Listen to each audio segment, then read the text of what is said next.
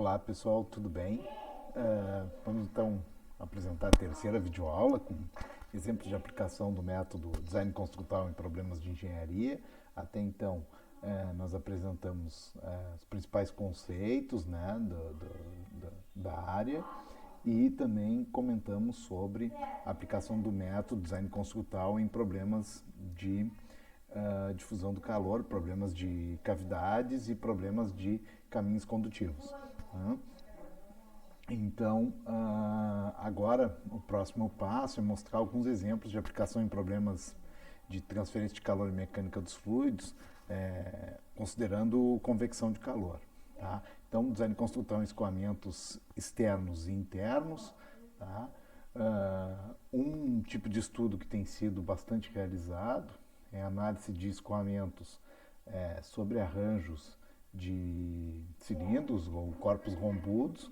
Por exemplo, esse trabalho aqui, publicado em 2017, né, considera a simulação de escoamentos no regime laminar com convecção mista, né, sobre um arranjo triangular de cilindros. Né, há uma área de ocupação, né, que é uma das restrições do problema, com o método construtal, né, e os passos longitudinal e transversal, que vão ser avaliados nesse problema. Né? Além disso, né, nesse problema ainda vai ser avaliada a questão do efeito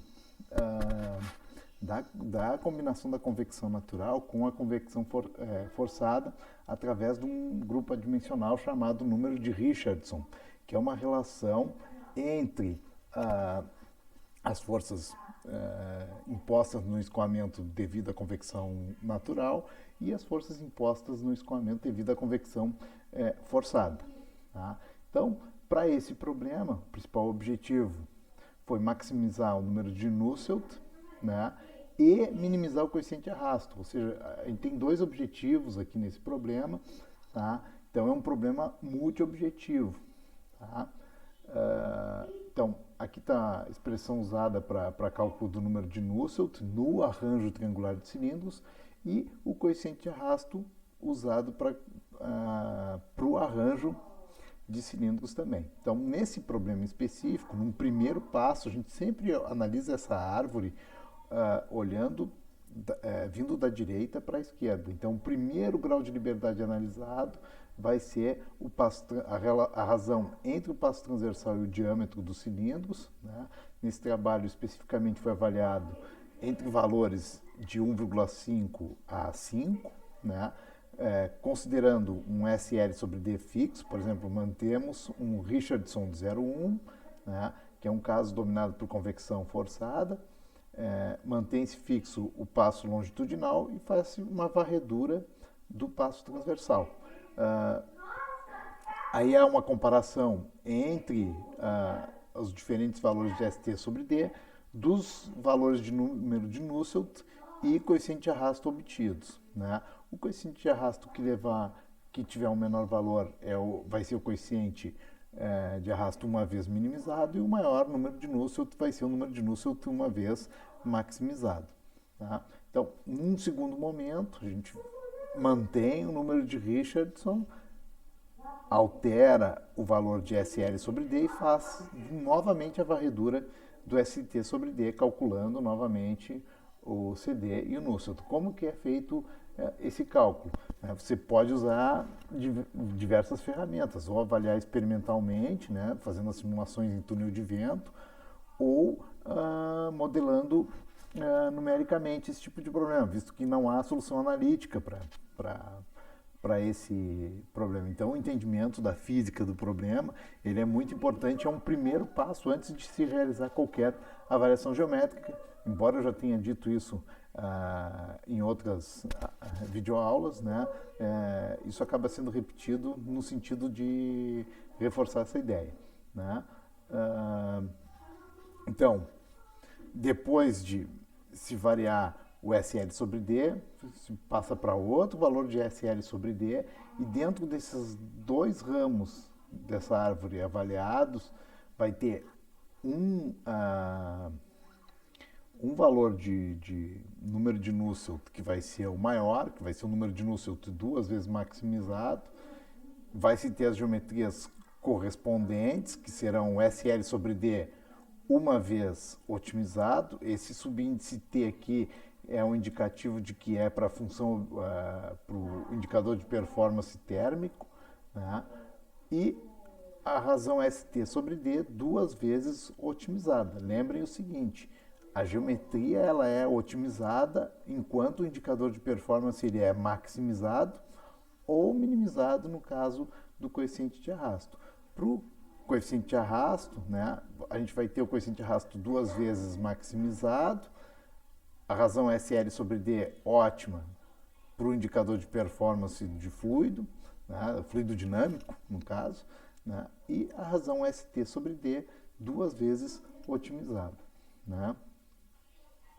Então, aqui é apresentado o efeito do passo transversal sobre o coeficiente de arrasto para diferentes números de Richardson. Né? A gente pode ver que, para o caso de convecção forçada, há um aumento do coeficiente de arrasto com o aumento do passo transversal. Então, a melhor geometria se encontra nas menores razões de ST sobre D para Richardson 0,1. Quando há um aumento do Richardson, a gente pode perceber que o efeito ele já muda de configuração. Né? E para o Richardson 10 também há uma diferença bem significativa com relação aos outros números de Richardson. Isso é um indicativo de que não existe uma geometria ótima universal que vá minimizar o coeficiente de arrasto para todas as condições de escoamento existentes. Vejam que para essa situação de Richardson 1, onde há um equilíbrio entre as forças de convecção forçada e de convecção natural, né, já há uma diferença no comportamento, no efeito do passo transversal sobre o desempenho do sistema. Isso é muito importante porque o Richardson aqui ele simula o efeito que a vizinhança impõe sobre o sistema termodinâmico que está sendo analisado, que é o escoamento sobre o arranjo triangular de cilindros. Né? Isso pode ser repetido em diversos outros sistemas que a gente observa, por exemplo, na natureza. Né? Com relação ao número de Nusselt, né? Aqui está o gráfico do efeito de ST sobre D sobre o número de Nusselt para Richardson 1, né? Isso aqui, cada curva dessas aqui são diferentes passos longitudinais, né? Para Richardson 1 e para 10. Vejam que aqui o objetivo não é minimizar e sim maximizar. Então,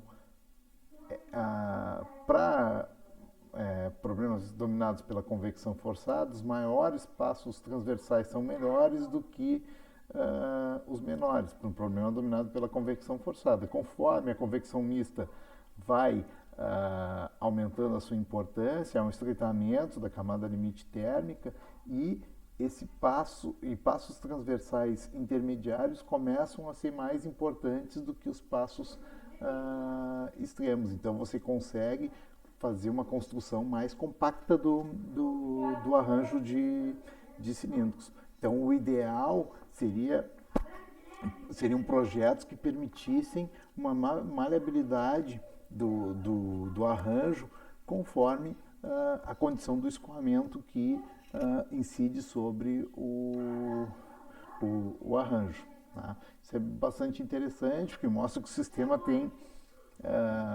é vivo, né?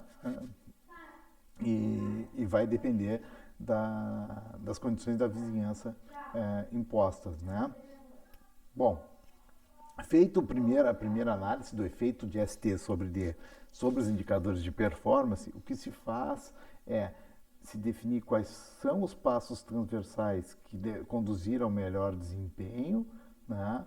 E se montar o efeito de SL sobre D sobre os coeficientes de arrasto uma vez minimizadas, tanto para Richardson 0,1 quanto para 10, quanto para 1 quanto para 10. Né? Então, os melhores desempenhos obtidos aqui para cada SL sobre D, né? A gente pega, por exemplo, a SL sobre D, varre ST sobre D e obtém o CD uma vez minimizado. Para o SL sobre D de 2, faz novamente a varredura e obtém o CD uma vez minimizado. E aí monta essa curva aqui, para as diferentes razões de SL sobre D avaliadas e para cada magnitude de Richardson estudada, né? Então, por último, né, a gente investiga o efeito do número de Richardson sobre o CD duas vezes minimizado e sobre as geometrias ótimas correspondentes. Então, a gente faz todo aquele processo de avaliação do ST sobre D no primeiro nível, do SL sobre D no segundo nível e repete isso para diferentes Richardsons, né? Isso, em geral, tem sido realizado associando um mecanismo de otimização chamado de busca exaustiva, onde você testa todas as possibilidades geométricas, né? Então, aqui a gente obtém o efeito do Richardson sobre o CD duas vezes minimizado e sobre as geometrias ótimas correspondentes, que são o ST sobre D duas vezes otimizado e o SL sobre D uma vez otimizado, né? Para o número de Nusselt, né, a gente tem o efeito do Richardson sobre o Nusselt duas vezes maximizado. A gente vê que tem uma curva bem semelhante, só que aqui o propósito é maximizar o Nusselt e aqui o propósito é minimizar o CD, né? E as geometrias ótimas correspondentes, né? SL sobre D uma vez otimizado e ST sobre D duas vezes otimizado. Percebam o seguinte, né? Após um determinado número de Richardson, não há mais variação das geometrias ótimas correspondentes, SL sobre D e ST sobre D. Então, quando há uma mudança do comportamento físico, né, de convecção forçada para a convecção dominada pela convecção natural, né, a geometria acaba ficando, de certa forma, enrijecida em determinados valores, né? Isso, às vezes, acontece nesse tipo de estudo, né? Bom, como a gente tem dois objetivos e um você quer maximizar e o outro que você quer minimizar, né? Em geral, se faz uma análise multiobjetivo. Como é feita a análise multiobjetivo? Você apresenta os resultados, né, obtidos para cada geometria. Por exemplo, nesse gráfico aqui é apresentado um gráfico de CD pelo inverso do número de Nusselt. Você quer minimizar o CD e você quer maximizar o número de Nusselt, ou minimizar o inverso do número de Nusselt. Então, esses resultados aqui, por exemplo, essas bolinhas em azul, apresentam para as diferentes razões de ST sobre D e para SL sobre D constante igual a 1,5, quais são as magnitudes obtidas para o CD e para o inverso do número de Nusselt. Então, você faz um gráfico com isso, né?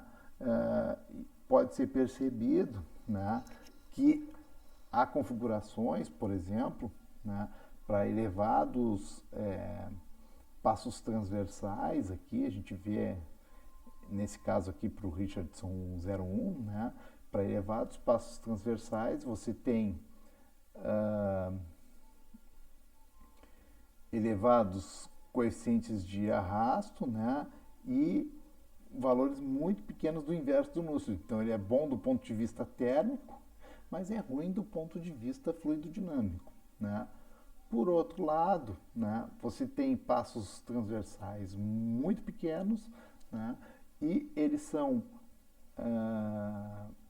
tem um valor do inverso do número de Nusselt muito grande, ou seja, baixos números de Nusselt e também baixos coeficientes de arrasto. Então é muito bom do ponto de vista fluidodinâmico. Essa região intermediária aqui, né, é uma região onde o design atende razoavelmente bem os dois objetivos, né? E se a gente calcular essa distância desses pontos até a origem do gráfico, e a origem aqui deveria ser o ponto 00, né? Porque o sistema ideal, né, seria o sistema em que o CD fosse igual a zero, não tem arrasto nenhum, e o número de Nusselt fosse infinito, ou seja, 1 sobre o Nusselt fosse zero também. Então a gente calcula a distância, né, desses pontos até a origem e identifica qual é a menor distância que conduz ao melhor desempenho multiobjetivo. Tá?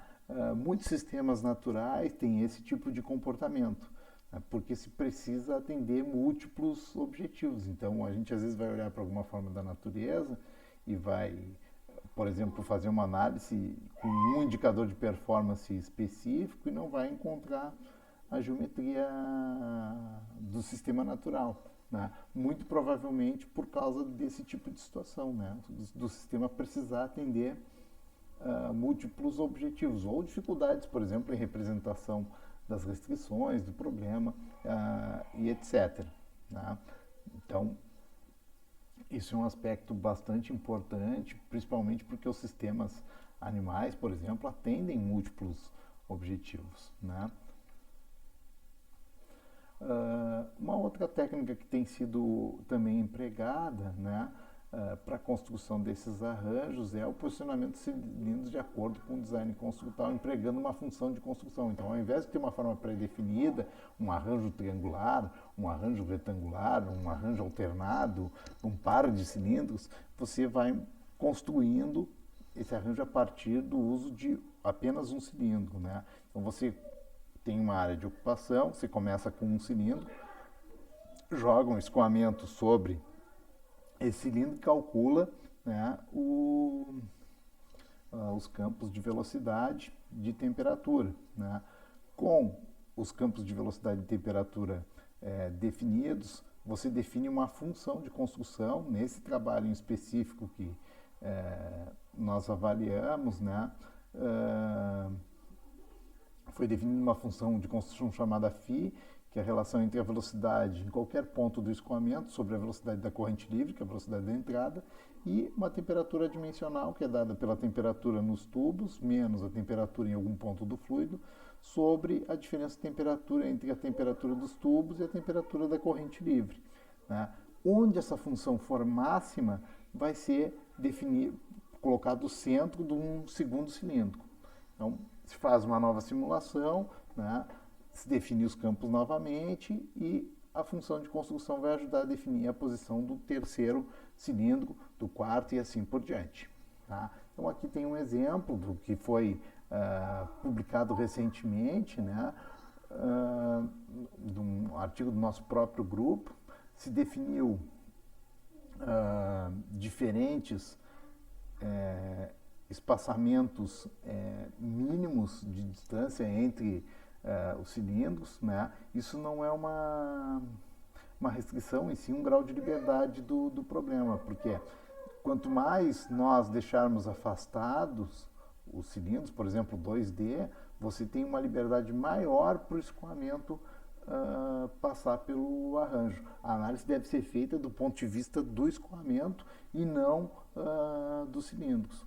Se a gente deixar, por exemplo, 1D, né, a distância, 1D seria um diâmetro mesmo. Né? Então você pode colar um cilindro no outro e só a função de construção define, né, o posicionamento do segundo, terceiro, quarto cilindros e assim por diante. Né? Vejam que o desempenho, aqui tem um gráfico do número de cilindros pela taxa de transferência de calor trocada pelo arranjo, né, para o 2D, ele é muito bom, é melhor do que os outros, porque ele dá mais liberdade para os cilindros, mas ele limita o número total de cilindros em 6 por causa da área de ocupação que nós estabelecemos aqui, nesse domínio. Né. Para 1,5, ele também permite certa liberdade no arranjo, mas permite no máximo 10 cilindros.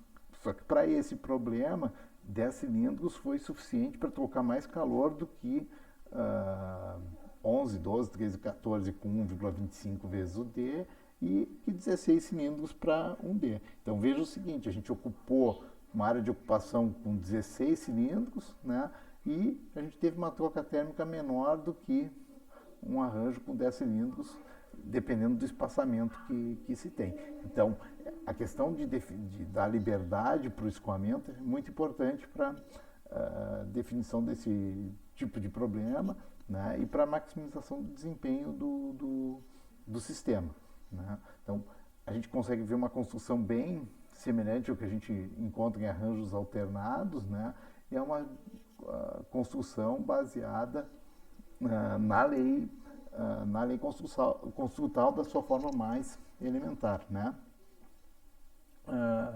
Essa análise também tem sido estendida a escoamentos turbulentos, que é bem complexo, né? Porque a análise de escoamentos turbulentos ela é muito demorada, né? Então é uma contribuição tanto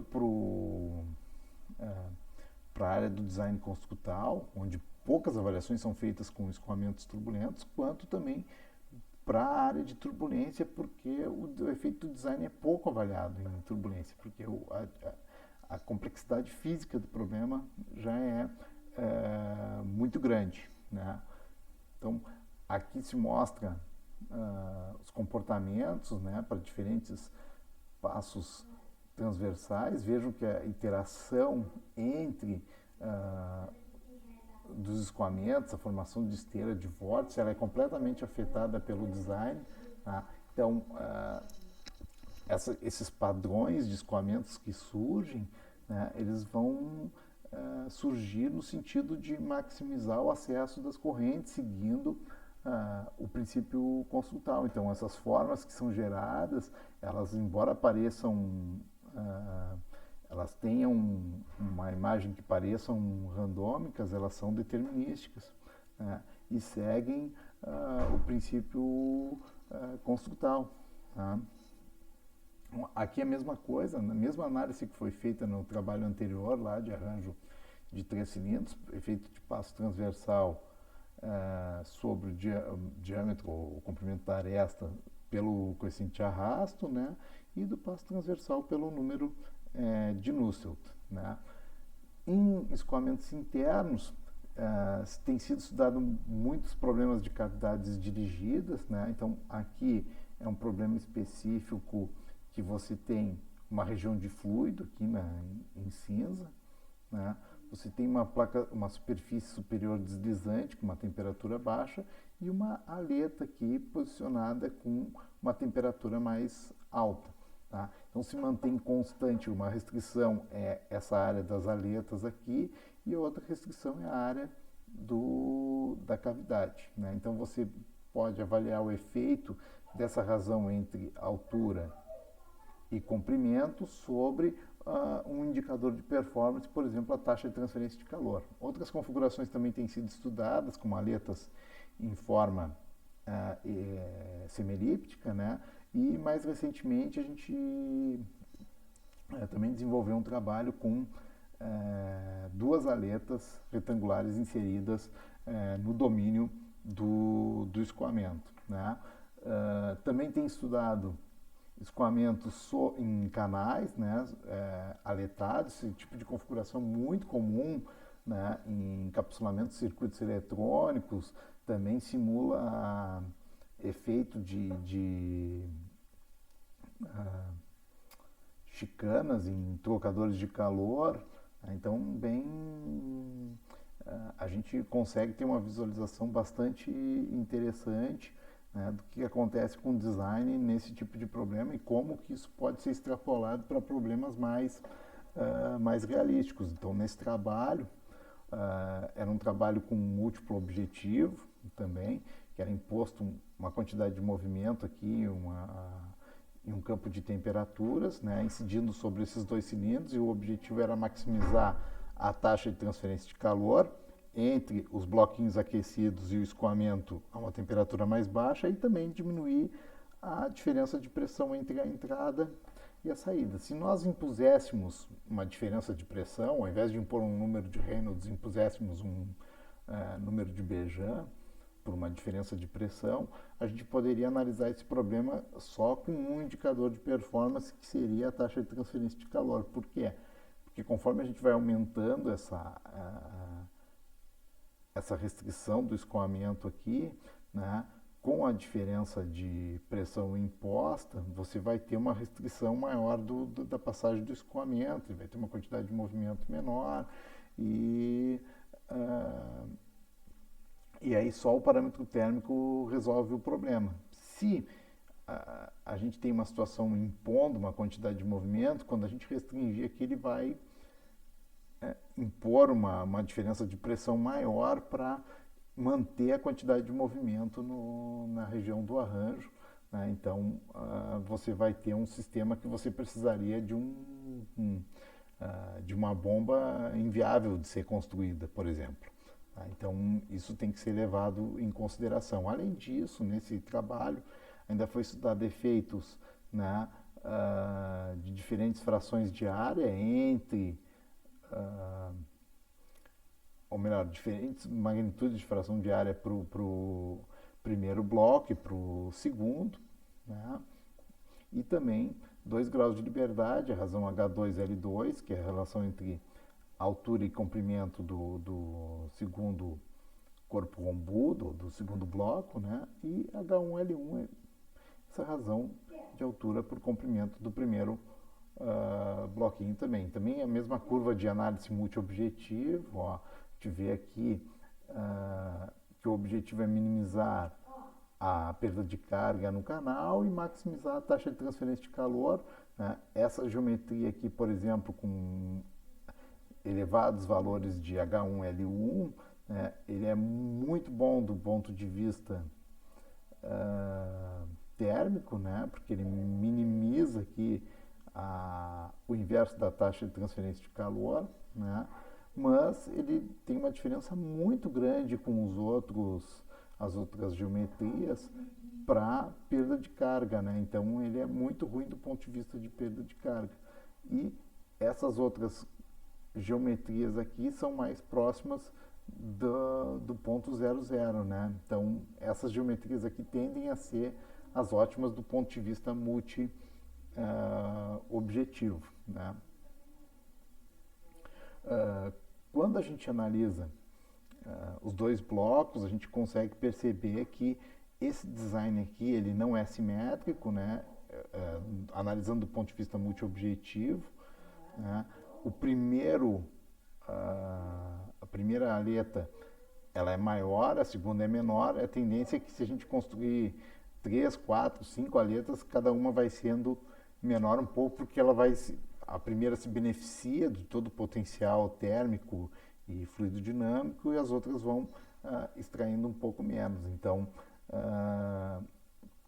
nesse problema específico, a gente percebeu que a análise multiobjetivo leva a dimensões assimétricas para o sistema aletado, né? Isso é muito importante do ponto de vista de transferência de calor, de projeto térmico, porque muitas vezes intuitivamente a gente vai construindo simétrico porque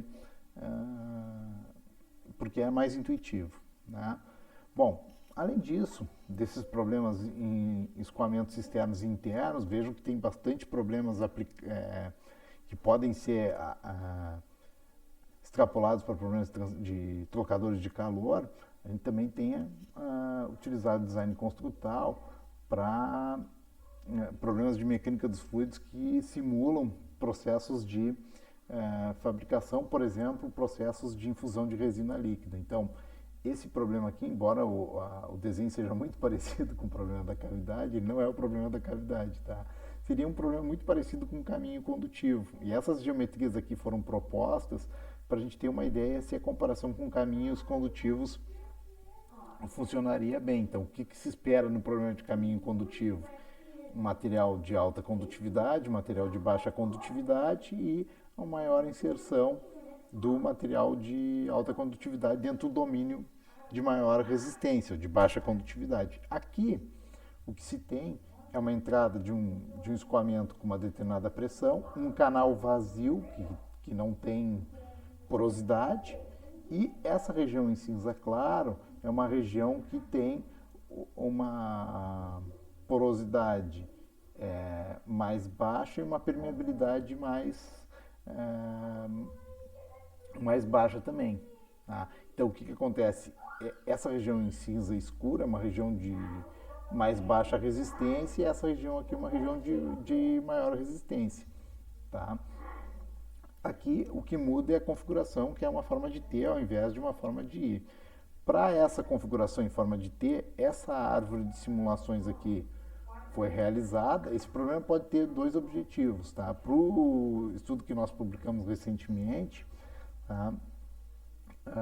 Só tinha um objetivo, que era minimizar o tempo do processo de infusão, mas a quantidade de resina desperdiçada pode ser um outro indicador de performance nesse trabalho. Tá? Então, primeiramente a gente avalia o efeito aqui de L1 H1, né? No segundo momento L0 H0 e no último momento a relação entre H0 e H1. Tá? Então, a gente pode obter um tempo 3 vezes minimizado, né? O tempo de infusão de resina 3 vezes minimizado, uma relação L1H1 3 vezes ótima, L0H0 2 vezes ótima e H0H1 ótimo, né? Aqui tem alguns resultados, né, para efeito de φ, que seria essa razão entre a área do canal vazio e a área total do domínio do meio poroso, né? O efeito de φ sobre o tempo, uma vez minimizado, e sobre as geometrias ótimas correspondentes, né? Então, ao aumento do φ, como há um aumento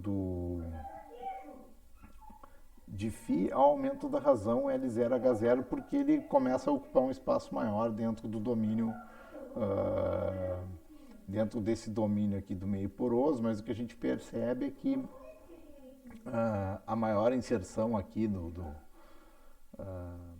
a maior inserção aqui do domínio é realmente benéfica para o problema. Aqui a gente tem um comparativo, né, de um domínio com um canal vazio maior, maior inserção, menor e quase nada de inserção, só a resina entrando aqui por baixo, né? Vejam a distribuição da resina ocupando o meio poroso em 20 segundos, em 60 e em 100, né? A gente percebe que aqui em 100 ele já está quase completando, enquanto para as menores razões de altura por comprimento ele ainda está, né, distribuindo aqui a resina. Tá? Esse comportamento é intuitivamente esperado, tá, para esse tipo de problema.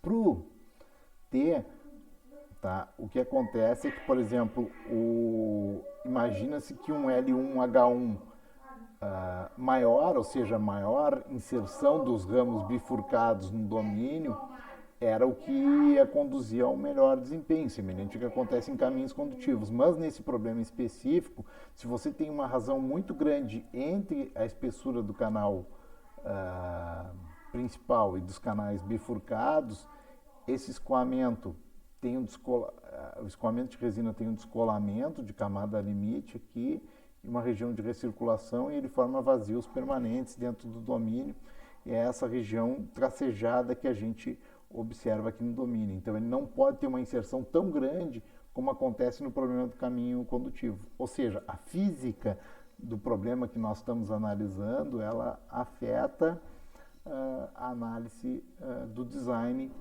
para esse tipo de problema. Isso foi uma contribuição bem interessante que a gente observou nesse trabalho. Então, a gente não pode pegar, a gente imagina intuitivamente, não, vai seguir o mesmo comportamento que tem num problema de difusão do calor. Mas não é exatamente o que acontece.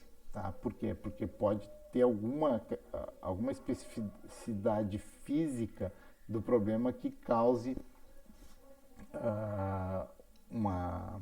um comportamento diferente. Tá? Então, vocês podem perceber que até agora se tem uma diversidade muito grande de aplicação do design construtural, seja em problemas de difusão do calor, seja em problemas de mecânica dos fluidos, como esse aqui. É um problema de mecânica dos fluidos, é um problema de processo de fabricação idealizado, né?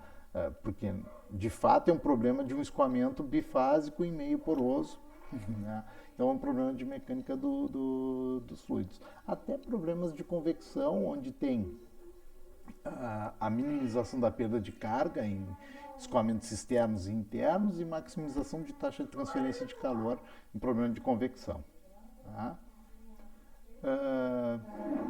Aqui exemplo de geometrias, né? Para pouca inserção e para muita inserção dos canais bifurcados, né? Para 10 e 30 segundos, a gente vê que a bifurcação ela é boa desde que não tenha uma diferença muito grande entre essa espessura do ramo simples e do ramo bifurcado. Tá? Então, aqui, a análise no segundo grau de liberdade, né? A razão L0, H0, né? Espessura por altura do ramo simples, o que é intuitivamente esperado é que uma maior inserção do ramo simples seja melhor, e isso se comprovou aqui, né? Embora para a razão H0, H1, né? De 10 ele chegue numa configuração intermediária, para os outros, né? Principalmente para a região próxima do ótimo, né? A gente tem a maior inserção do domínio simples, aqui leva um melhor desempenho, e vocês podem perceber outra coisa, a diferença, né, de performance de um caso ótimo para outro caso ótimo, né? A gente pode ter até, por exemplo, 30 e 120 segundos, né? 4 vezes a diferença entre configurações que já foram uma vez minimizadas, né? Não é uma configuração ótima com uma configuração totalmente ruim, né? Então isso mostra que o design construtural pode ser uma ferramenta muito poderosa para análise geométrica em problemas de mecânicos fluidos, transferência de calor, né?